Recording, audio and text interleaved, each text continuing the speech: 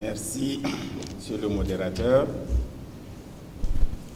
Madame le ministre du Commerce et de la Promotion du secteur privé, Monsieur le Président de la Chambre consulaire régionale, Mesdames et Messieurs les élus de la Chambre de commerce, Mesdames et Messieurs, tout protocole confondu.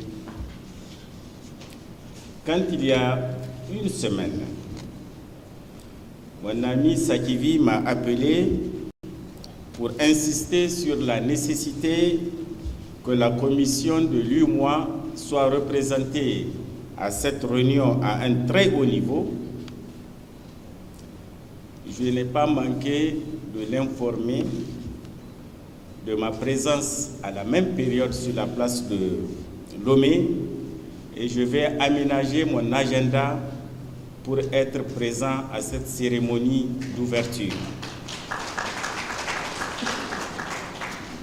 C'est donc un réel plaisir pour moi d'être aujourd'hui dans cette matinée avec vous, non pas pour livrer un discours en réalité, mais principalement pour trois raisons. D'abord, c'est l'opportunité pour moi de faire la connaissance des membres élus de la Chambre de commerce, de la Chambre consulaire régionale, que je n'ai pas eu l'occasion de rencontrer au cours de mon mandat. Aujourd'hui, c'est chose faite. Deuxièmement, je voudrais effectivement écouter les messages d'ouverture de cette cérémonie parce que je sais que ce sont des messages importants qui vont enrichir nos réflexions au sein de la commission de l'UEMOA et j'ai bien été servi par les deux discours que j'ai entendus dans la matinée. Ensuite et enfin, je voudrais enfin livrer un message de la commission à votre conférence ici, qui réunit les élus de la Chambre de commerce et en présence de Madame le ministre du Commerce et de la Promotion du secteur privé. D'abord, la Chambre consulaire régionale, mes amis Ignace et Jean-Baptiste l'ont dit dans leur discours, est un organe consultatif qui a été créé dans le traité de l'UEMOA à sa création en janvier 1994. Ce n'est pas le fruit d'un hasard. À l'image des autres institutions créées dans le traité, c'est que la Chambre de commerce régionale est un outil important, un cadre important pour l'atteinte des 5 objectifs du traité, à savoir le renforcement de la compétitivité de nos économies, cette compétitivité étant animée par les entreprises. Donc, vous êtes au cœur de ce premier objectif. Le deuxième objectif, assurer la convergence des économies et des politiques de l'Union. Cette convergence tant indispensable pour éliminer les écarts entre les États. Et là également, la contribution du secteur privé est importante pour la réduction des écarts au niveau de l'ensemble de l'espace de l'Union. L'exemple en a été donné au niveau de l'Union européenne, comme vous le savez, où les 6, en accueillant d'autres, ont essayé de mettre en jeu la solidarité pour éliminer les disparités au niveau de l'espace économique et avoir un espace qui évolue un peu avec la même vitesse. Troisième objectif, bien sûr, la création d'un marché commun.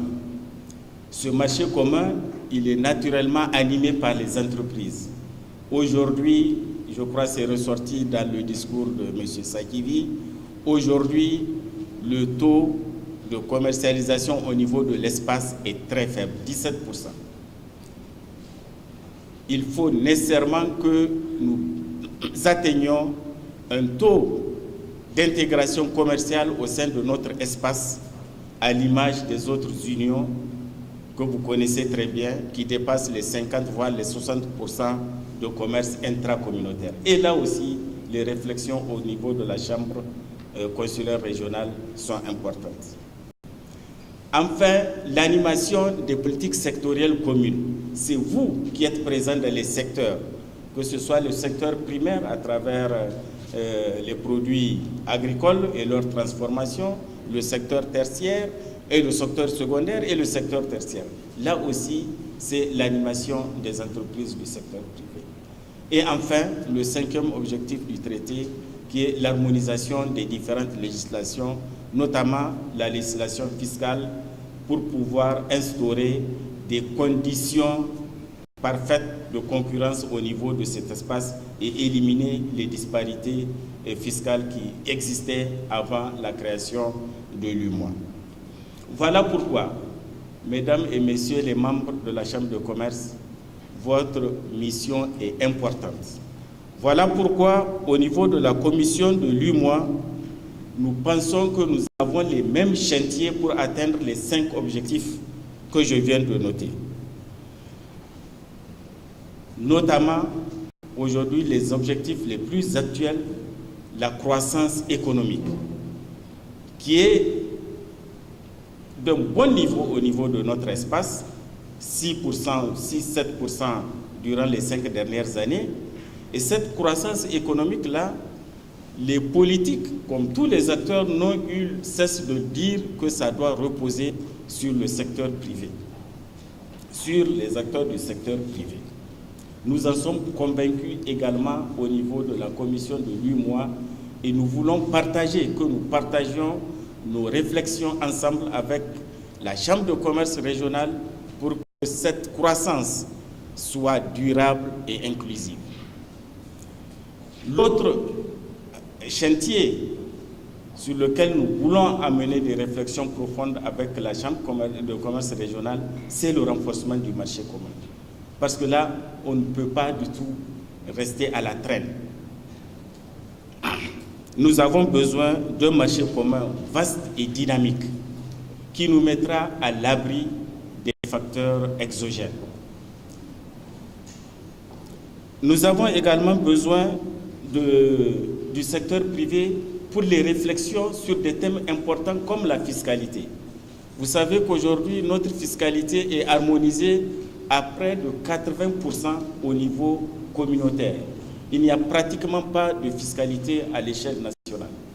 Donc les réflexions sur la fiscalité doivent se faire dans un cadre communautaire pour pouvoir réfléchir ensemble sur les mesures à prendre pour corriger les insuffisances de cette fiscalité communautaire et proposer de nouvelles pistes d'amélioration. Nous sommes dans cette dynamique-là au niveau de la Commission.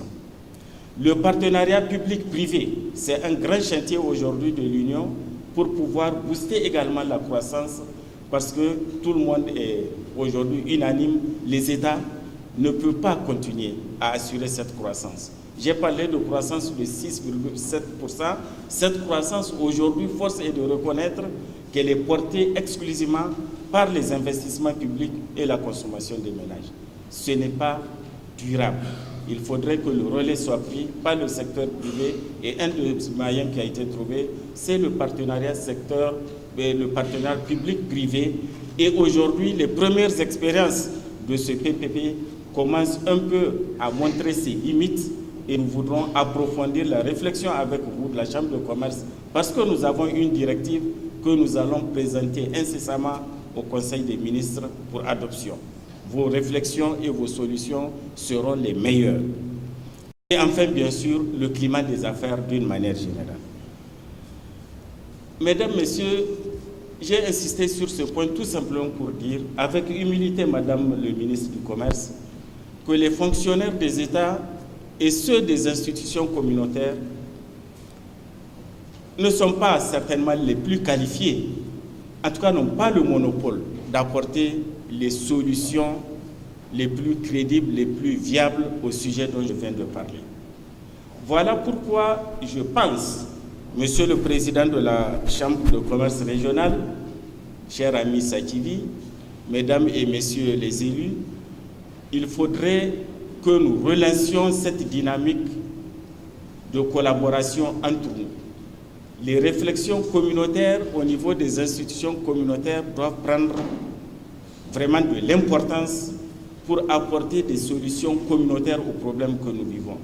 Je sais que les problèmes nationaux également existent, mais aujourd'hui vous avez une réglementation communautaire dans pratiquement tous les domaines.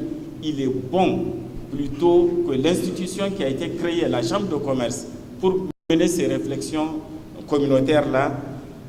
C'est vrai qu'il a obtenu des résultats, comme l'a dit M. Sakivi, mais je crois que beaucoup de choses restent encore à faire et je pense que notre coopération, Monsieur le Président de la Chambre de commerce, a de beaux jours devant elle parce qu'elle est indispensable pour apporter des solutions nouvelles aux problèmes que je viens de citer. Voilà en réalité le message sur lequel je voudrais insister. Je suis vraiment ravi d'être avec vous cette matinée. Comme vous l'avez remarqué, c'est en réalité un message improvisé que je viens de livrer, mais son caractère improvisé, je pense, ne va pas faire perdre sa substance et j'espère que vous aurez retenu que je vous attends à Ouagadougou pour pouvoir réfléchir ensemble. Je vous remercie.